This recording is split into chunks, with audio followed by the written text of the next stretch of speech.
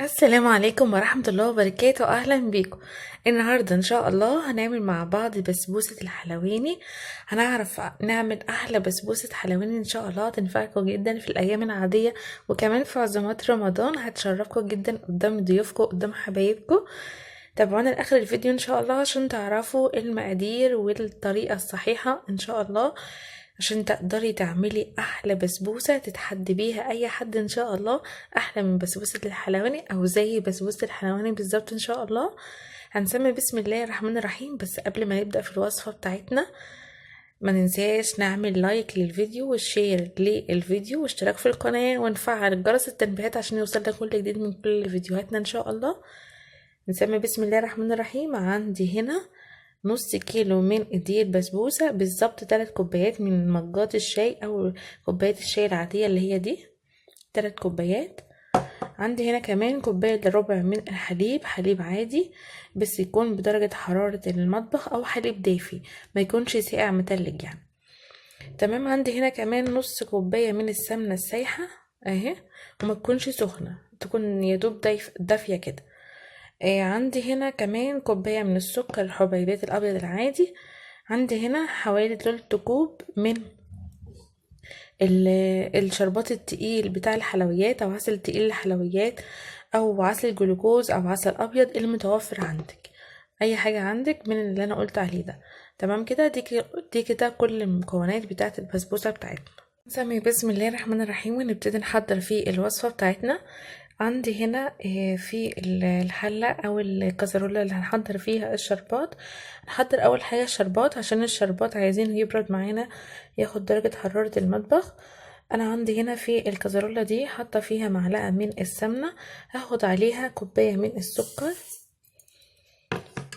وهاخد كمان كوبايتين من المية.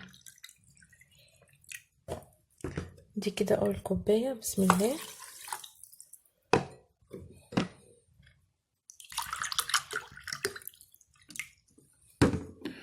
ودي تاني كوباية. هاخد عندي هنا عصرة نص ليمونة، هاخد بس المية مش عايزة اخد التفل. تمام. ودلوقتي هقلبهم مع بعض، هدوب السكر مع المية وهرفعهم على نار متوسطة. اول ما يبتدوا في الغليان هنزل احنا حطينا عصير الليمون خلاص. هسيبهم بعد الغليان حوالي 3 دقايق بالظبط، وبعد كده هفصل النار على الشربات بتاعي. واخر حاجة خالص هضيف رشة من الفانيليا او فانيليا سايلة اللي موجود عندك. تمام كده. وبعد كده هسيبه يبرد بدرجة حرارة المكان. بسم الله الرحمن الرحيم. عندي هنا الطبق بتاعي اللي هنحضر فيه البسبوسة بتاعتنا. دي هنا كوباية الا ربع من الحليب، كوباية السكر، نص كوباية السمنة، 3 كوب من العسل. ده عسل حلويات عادي يعني، ده كان متبقى عندي من عسل الكنافة. لو مش عندك هتعملي كوبايه من نص كوبايه من السكر عليها ربع كوبايه من الميه، عصره نقطتين ليمون كده، ترفعوهم على النار وتسيبهم لحد ما يقصروا، وبعد كده تسيبيها تبرد خالص خالص، وبعد كده تقدري تستخدميها في الوصفه. تمام كده. او عسل الجلوكوز لو مش لو عندك يعني. هنبتدي بقى ندوب في المكونات بتاعتنا. هدوبها لحد ما تدوب معايا خالص، السكر يدوب مع المكونات دي كلها.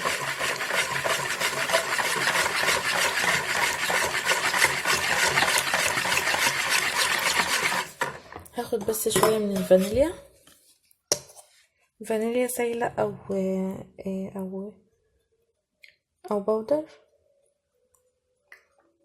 ما تكترش عشان الفانيليا دي بتبقى مركزة. دلوقتي بقى بعد ما قلبت المكونات بتاعتي كلها مع بعضها زي ما انتوا شايفين كده، واتأكدت ان السكر داب معايا، هنزل هنا دقيق السميد بتاعي. وده كده شكل دقيق السميد اهو، ده دقيق سميد ناعم مش خشن. تمام. نزلت بيه كله كده زي ما انتوا شايفين، وبايدي بصوا ايدي بصوابع ايديا. تمام كده، مش هعجنها، ما تعجنيش فيها عشان ما تنشفش معاكي، لو عجنتيها هتنشف معاكي. تمام كده، زي المضرب الكهربائي كده او المضرب السلك. كده، مش عايزين نعجن فيها خالص، وبالراحه يا دوبك تقلبيها بس تتاكدي ان المكونات كلها دخلت مع بعضها. خلاص هترفعي ايدك.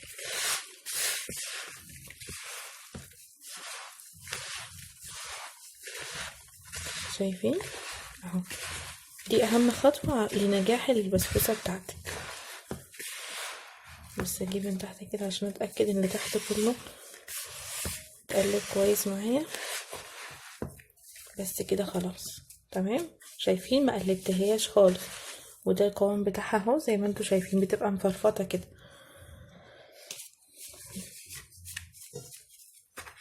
دلوقتي بقى عند الصينيه اللي انا هنسوي فيها البسبوسه بتاعتنا، انا دهناها بسمنه كده زي ما انتوا شايفين. دلوقتي بقى هننزل بيه البسبوسه بتاعتنا. بسم الله.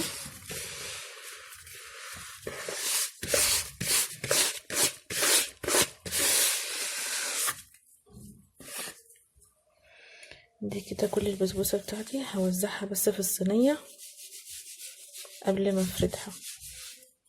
وزعها كويس بس بالراحه، اتعاملي معاها بالراحه جدا عشان ما تنشفش معاكي. بصوا هي عامله ازاي، تبقى مفرفطه كده. ده كده ان شاء الله هتطلع احلى بسبوسه مرمله معانا، مش هتطلع ناشفه ولا قاسيه. انا سويت الوش بتاع البسبوسه بتاعتي زي ما انتوا شايفين كده. يا دوب بصوا هي بتتسوي بمنتهى السهوله، لان هي بسبوسه مرمله مش معجنه. تمام، فبتتسوي معاكي بمنتهى السهوله بمجرد ان انت بتعملي بس على الوش بتاعها كده.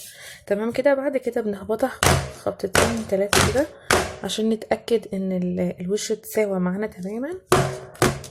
شايفين من الجنب كده شويه، من هنا شويه كده. تمام كده. البسبوسه بتاعتنا احنا عاملينها ساده. لو انت حابه بقى تحط لها اي مكسرات، سوداني، فستق، لوز، اي مكسرات عندك تحطها لها. تمام. في المرحله دي انا هعملها ساده، مش هعمل فيها اي حاجه تانية. وكمان البسبوسه بتاعتنا عاملينها من غير بيكنج باودر ولا جوز الهند. دلوقتي بقى الفرن بتاعنا شغال على درجة حرارة 200. هدخل الصينية بتاعتي على الشبكة على الرف الوسطاني. الفرن بتاعي شغال من تحت بس، مش هشغل الشواية غير لما الاقي الحرف بتاع البسبوسة بتاعتي اتحمر كده او اخد لون ذهبي. هطفي من تحت وهشغل الشواية لمدة دقايق، يعني حوالي دقيقة كده، ياخد يدوبك ياخد اللون الذهبي وتخرجوها على طول عشان ما تنشفش معاكم وتعضم وتبقى ناشفة. تمام. شكل البسبوسه بتاعتنا بعد ما خرجت من الفرن زي ما انتوا شايفين كده، اخدت اللون الذهبي الجميل اللي انتوا شايفينه ده. هي انا سويتها من تحت زي ما قلت لكم، ومجرد ما لقيت الاطراف بتاعتي او الحروف بتاعتي اخدت اللون الذهبي، طفيت الفرن من تحت وشغلت الشوايه عشان ياخد اللون الذهبي الجميل اللي انتوا شايفينه ده. ودلوقتي بقى عندي هنا العسل بتاعي او الشربات بتاعي ده بارد. تمام. والبسبوسه سخنه، لسه خارجه من الفرن حالا. هننزل بيه الشربات. بسم الله. هي هتاخد كميه الشربات كلها. تمام. هسيبها بقى تتشرب الشربات براحتها. تمام. هزها بس كده عشان تاخد الشربات من كل الاتجاهات. هسيبها تتشرب الشربات براحتها، وهغطي عليها. هغطي الصينية بتاعتي بصينية تانية وهسيب شكل البسبوسة بتاعتنا بعد ما سبتها حوالي 3 أو 4 ساعات أو ليلة كاملة. كل ما بتسيبيها أكتر كل ما تديكي نتيجة كويسة زي الجاهزة إن شاء الله. دلوقتي بقى هنقطعها عشان نشوف شكلها مع بعض. بسم الله. بقى انا قطعت البسبوسه بتاعتنا زي ما انتم شايفين كده. اي تقطيعه انت تقطعي، عايزه اقول لكم بقى وهي بتتقطع في بالسكينه كده، تحس ان هي بتتقطع قطع كده او خرط. هتطلع بجد احلى بسبوسه ان شاء الله هتاكلوها. عايزه اطلع بقى حته كده عشان نشوفها مع بعض. بسم الله. السكينه ماشيه فيها زي السكينه في الحلاوه زي ما بيقولوا كده، بجد يعني حاجه تحفه. هأكد عليها بالسكينة بس تاني كده عشان تطلع مظبوطة معايا القطعة بتاعتي.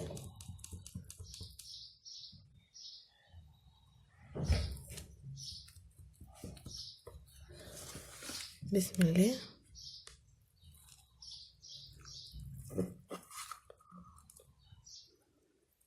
نشوف مع بعض بقى القطعة بتاعتنا اللي احنا قطعناها دي. شايفين بجد حاجة تحفة اهي.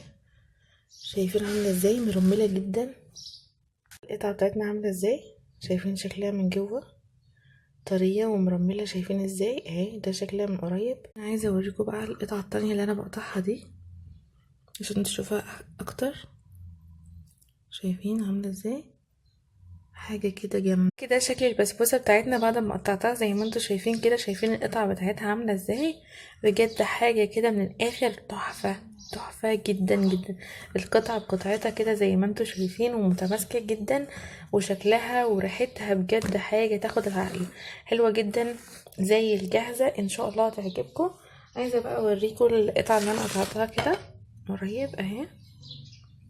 شايفين انا عامله في صينيه مقاس 30. لو انتوا حابين تكون سميكه عن كده ممكن تعملوا في صينيه مقاس 26 او 28. تمام، فتقدروا تتحكموا في السمك بتاعها. عايزه بقى اوريها لكم قد ايه طريه معانا. شايفين متقطعه بمنتهى السهوله ازاي؟ حاجه كده وهم، بجد وهم بتدوب في البق. ان شاء الله تعجبكم جدا اهي. عايزه اوريكم حته على ايدي. شايفين طريه طريه طريه اهي. في احلى من كده؟ عايزه بقى تقولوا له رايكم بصراحه في الكومنتات، وما تنسوش تعملوا لايك للفيديو. لايك للفيديو اهم حاجه عشان تقديرا للتعب يعني والمجهود. يا رب يكون الفيديو عجبكم. هتعملوا احلى بسبوسه ان شاء الله وتتشرفوا بيها قدام كل ضيوفكم سواء في الايام العاديه او في عزومات رمضان. يا رب يكون الفيديو عجبكم. ما تنسوش تعملوا لايك وشير للفيديو واشتراك في القناه وتفعلوا الجرس عشان يوصلكم كل جديد ان شاء الله. والسلام عليكم ورحمه الله وبركاته. مع السلامه. البسبوسه بتاعتنا قد ايه متماسكه، وده السر ان البسبوسه تطلع متماسكه معاكي زي ما انتوا شايفين كده. اتبعوا الفيديو كله من الاول للاخر والخطوات مظبوطه عشان تطلع معاكم مظبوطه زي ما انتوا شايفين كده، وعشان تطلع معاكي القطعه كده متماسكه. وزي ما شفنا مع بعض عملناها من غير بيكنج باودر وحاجه كده من الاخر وهم بجد تحفه. عشان تطلع معاكي متماسكه زي ما قلت لكم لازم تسيبوها ليله كامله او على الاقل 3 او 4 ساعات. انا سبتها 3 او 4 ساعات وبقت متماسكه بالشكل اللي انتوا شايفينه ده. يعني لو انتوا عاملينها للضيوف فتعملوها قبلها بيوم عشان تطلع معاكم مظبوط. يعني تعملوها قبلها مثلا بليله، تعمليها من بالليل هتلاقيها على الصبح معاكي جاهزه، او لو عملتها الصبح هتلاقيها بالليل معاكي جاهزه. تمام. يا رب يكون الفيديو عجبكم. لو عجبكم الفيديو ما تنسوش تعملوا لايك وشير للفيديو واشتراك في القناه.